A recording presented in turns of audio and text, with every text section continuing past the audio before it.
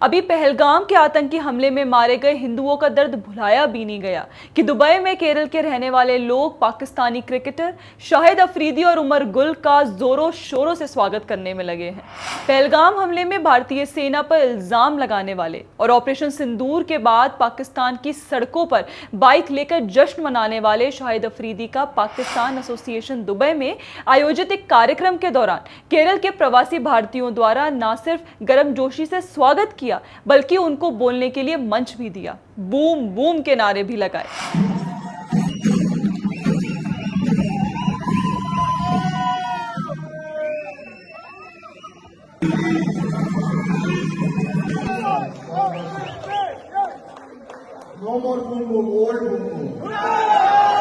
ये खबर सुनकर मैं और आप शर्मिंदा हो सकते हैं, पर यह दुबई में हुआ है। जो शाहिद अफरीदी एक बार भी भारत और भारतीयों के खिलाफ जहर उगलने से नहीं चूकता, उस व्यक्ति को भारतीय लोगों से स्वागत मिलना गरियाने लायक तो है।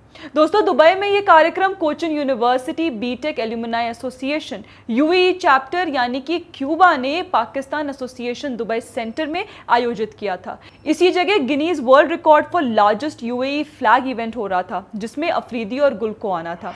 इसी दौरान केरल निवासियों ने अफरीदी और गुल को बुलाया, उन्हें मंच पर बोलने का मौका दिया और अफरीदी के लिए बूम बूम नारे भी लगाए। हालांकि जब इंटरनेट पर लोग इस बात के लिए भड़के तो क्यूबा ने स्टेटमेंट दिया कि उन्होंने पाकिस्तानी क्रिकेटर्स को इनवाइट नहीं किया था।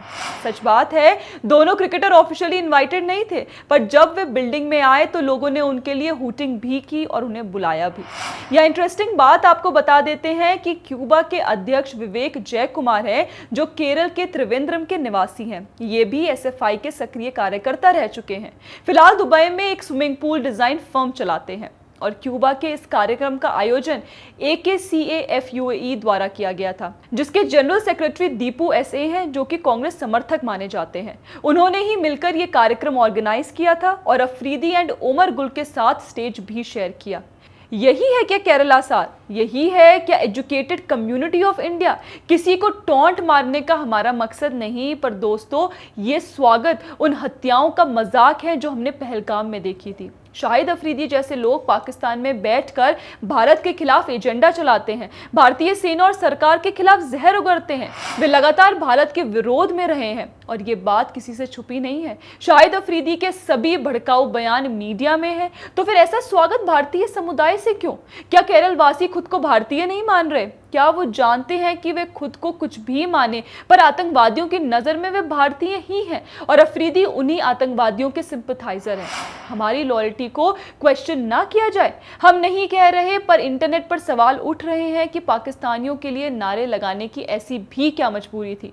इंटरनेट पर इस यूजर ने लिखा कि देख लो, पढ़े लिखे लोग से बेहतर तो अनपढ़ ही हैं, कम से कम अपने दुश्मन को तो जानते हैं। एक ने लिखा कि they do it out of spite, they think themselves different from the rest of India, let them be. एक यूजर ने आश्चर्य के साथ कहा, मैंने कभी नहीं सोचा था कि दक्षिण भारतीय, खासकर केरल के लोग देश के साथ इस तरह से विश्वासघात करेंगे। अकल्पनीय, सरासर सदमा, और मैं एक भारतीय के रूप में इस वीडियो को ट्रेंड करते हुए देखकर अंदर से निराश हूं। ऐसे रिएक्शन आना तो स्वाभाविक था। सही मायने में ये एक नॉर्मल रिएक्शन है। जो दुबई में इन लोगों ने किया वो नॉर्मल नहीं है। आप कितनी भी वफादारी की बात कर लें, प्रश्न तो उठेंगे ही। पहलगाम आतंकवादी हमला तो अभी ताजा उदाहरण है और आप तुरंत ही आतंकवाद के समर्थन कर रहे हैं, लोगों को मंच दे रहे हैं। तो फिर ये तो आप ही बताइए कि क्यों आपकी वफादारी पर सवाल नहीं उठे। पॉपुलर फ्रंट ऑफ इंडिया जैसे आतंकवादी संगठन केरल में अपनी जड़ें जमा चुके थे, जिसको बाद में बैन किया गया। केरल को गल्फ कंट्रीज से बड़ी संख्या में फंडिंग मिलने की खबरें हैं। साथ ही ISI के सिंपथाइजर और आतंकवाद से जुड़ने वाले लोगों का एक बड़ा नेटवर्क केरल में बताया जाता है। ऐसी रिपोर्ट्स हैं कि आतंकवाद अब भारत में केरल के जरिए रास्ता बनाने का प्रयास कर रहा है। ऐसे में केरल के रहने वाले लोगों से पाकिस्तानी क्रिकेटर्स के लिए सिंपिंग कई सवाल खड़े करती है। केरल के लोगों द्वारा शाहिद अफरीदी के स्वागत पर आपका क्या कहना है, हमें कमेंट करके जरूर बताएं। बाकी अगर आपको हमारा वीडियो पसंद आए तो उसे लाइक, शेयर और सब्सक्राइब करना ना भूलें। जय हिंद।